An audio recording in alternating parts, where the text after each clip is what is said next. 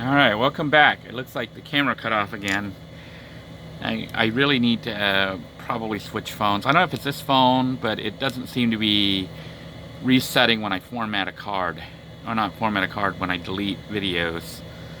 It's still showing that, it's not showing that they're there, but it's still acting like they're there, so the memory doesn't become freed up. Anyhow, what I need to do at this point right now is probably get another battery bank. So I'm looking at getting at least 200 amp hours, which would be 200 more, or 2 more batteries. That would give me 200 amp hours. Plugging into my existing, which is roughly another 200, but probably a little bit less. Then I'd have about 300-400 amp hours of power, which may be enough to let the RV run off grid. And it wouldn't be able to run like all, run everything without being charged up. But what it would do is allow me to watch TV and stuff at night. And when I'm going to cook something, I can heat it up in the microwave using the inverter, the 2000 watt inverter, which we're getting ready to test right now. So it would allow me to cook all that with the vehicle running, because using electricity to cook things is kind of expensive as far as how much power you require. And it's doable on a system like this if you have the engine running and the alternator charging the battery banks while you're doing that. Right now I only have two batteries, a house battery and the vehicle battery. So what I'm going to do is attempt to cook food using, or not so much cook, but heat up and thaw out this. This is my red curry that I froze from a couple weeks back. Remember the cooking with Denoy where I made the Thai red curry? So I've got it here, and I just cooked up some rice in the on the stove here using the butane cooker. But I'm getting ready to thaw out and try to heat up this thing and thaw it out so that I can cook, I can have red curry cooked using the inverter. So that's going to be the plan. And to do that, what I'm going to do is go ahead and conserve power, because I want to divert. I don't want to run the TV and all these extra items. So what I'm going to do is actually turn off the TV and turn off this inverter. Okay. So that way the only power that'll be coming on is from the second inverter right here. So I've got the inverter turned on right now, and I've got a plug, an extension cord that runs right here up to the plug that actually goes to this microwave. So you can see it's blinking here. It wants me to reset it, but I'm not going to. We're going to go ahead and try to thaw this out. So without further ado, let's try this. Cross your fingers. Before I start though, I want you to notice that the vehicle is running right now, and the switch is on to connect all the batteries. So everything is charging up. I don't know how charged the battery is. That's the status. Let's take a look. We'll turn this on and take a look and see what the battery meter says. It says 13.2, 13.1. I know it's not fully charged, because fully charged it usually says like 13.3 to 13.6. Usually 13.6. It says 13.2 now, so it's starting to charge up. Let's see if it's good enough. So we're going to attempt to use a 2000 watt inverter. Actually, before I use the 2000 watt, I'm going to try it on the 750 watt. We're going to see if the 750 watt can deal with it. I'm going to unplug this guy. Okay. And what I'm going to do is turn this off. I'm going to plug it in. This is the one that goes to the microwave right now. I'm going to plug it into this one. Okay. And I'm going to actually unplug the other one, because I don't want any extra power being drawn anywhere. So the only thing that's being drawn right now is to the microwave. We're going to see if that's 750 watt. Because if this works on the 750 watt, I don't really need to use the 2000 watt inverter, except, in an emergency or something. So that's 13.4, so it's charging up some more as the vehicle continues to run. What's that noise? I don't know, but just hit something. So 13.4, batteries are charging, rice is done, we're going to try to make some curry. So let me go ahead and put it into a bowl, and we're going to try to heat it up. Okay, I've transferred the curry to this bowl, and what we're going to do is put a lid on it and squirt everywhere. And we're going to try to nuke it to thaw it out. Now, obviously, the smarter way to do it would be using the butane cooker to heat up this, because it's essentially water.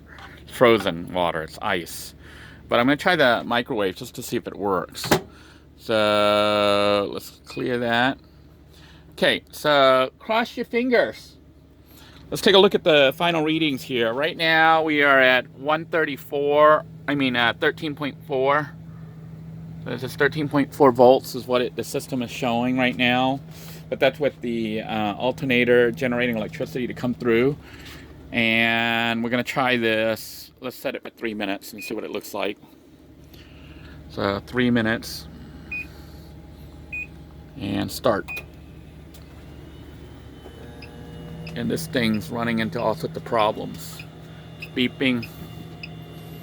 So I'm going to shut it off. That inverter was beeping and it said 10 point something volts. We don't have anywhere near enough power.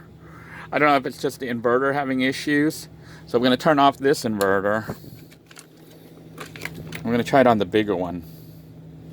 I don't know if you heard that. The inverter was going beep, beep, beep, beep, beep, beep. It was having serious issues. So let me just see how much power there is in the system right now. So it's 13.4. We're going to try turning this guy on.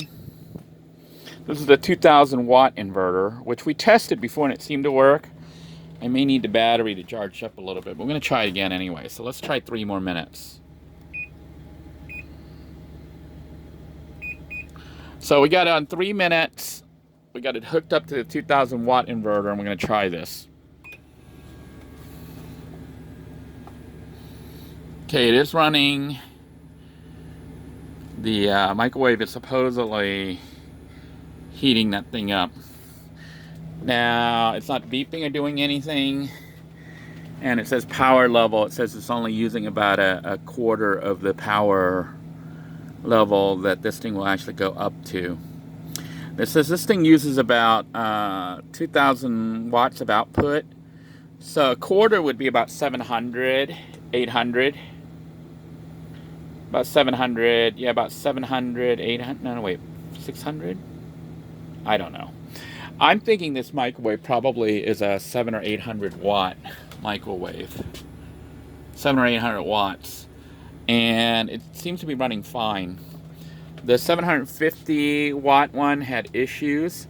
So having this 2000 watt inverter here is probably necessity to use stuff like the microwave.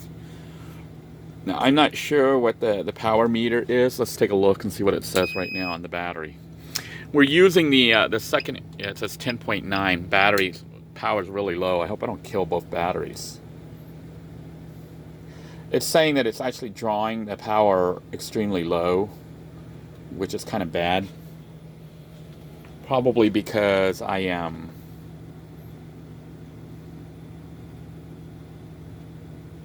didn't let the batteries fully charge, which probably wasn't too smart. But the theory is that the inverter here is supposed to have a safety shutoff. So if the vehicle battery and the house battery would have dropped too low, this inverter should be beeping. Should be going beep, beep, beep, just like the other one was. It should be beeping and it should be shutting off. Otherwise, I'm destroying 2 batteries. All right. So we're going to go ahead and let this continue. It looks like it's working. I am going to go ahead and shut it off because I don't want to destroy the batteries. Okay. And when we shut that off, you should see the power should jump back up here. We turned off the microwave. And it says 13.1. So battery should be charging back up right now at this point because we had the thing unplugged. Obviously, it's not the most effective to try to heat up frozen ice.